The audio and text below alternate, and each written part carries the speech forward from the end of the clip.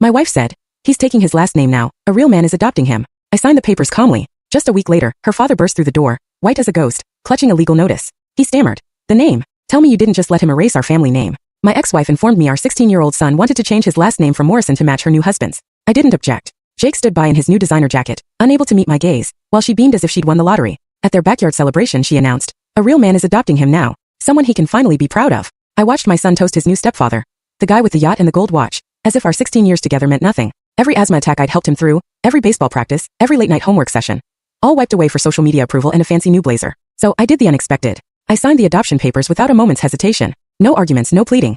Just my signature and a calm, quiet smile. My ex looked almost let down, perhaps hoping I'd put up a bigger fight. She had no clue what that signature truly signified. You see, the Morrison name isn't just a label. My grandfather established a trust 70 years ago.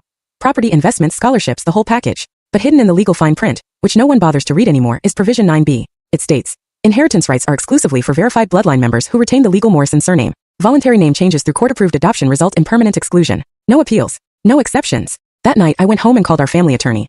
I need to activate Provision 9b.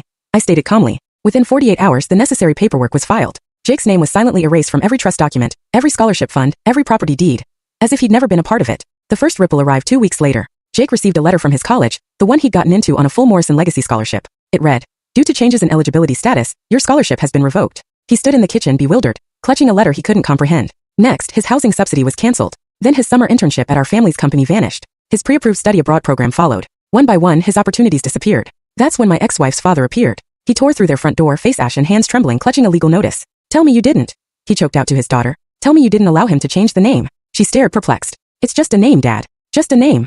He roared. Your grandfather and I spent 40 years building that trust. Do you grasp the magnitude of what you've done?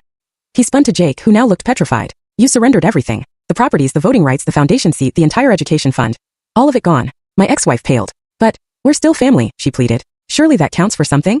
Her father's laugh was hollow and bitter. The trust doesn't care about blood, he said. It cares about the name. And he signed it all away for a mere photo opportunity. Jake desperately tried reaching out to other family members, but no one would help. The trust was absolutely ironclad. His own cousin refused to speak with him, explaining, corresponding with non-named individuals could jeopardize my position. Then he hung up. Months later, at his great-aunt's funeral, Jake wasn't permitted in the family section. The photographer checked his guest list twice, then simply stated, sorry, you're not on the list. Eventually, Jake tracked me down at a homeless shelter where I volunteered. Dad, he whispered, his voice thin. I truly didn't know. Can I change it back? I carefully folded the blanket in my hands before finally looking at him. You made your choice the moment you stood at that party and declared you were done being a Morrison. The trust doesn't forgive. It simply moves on.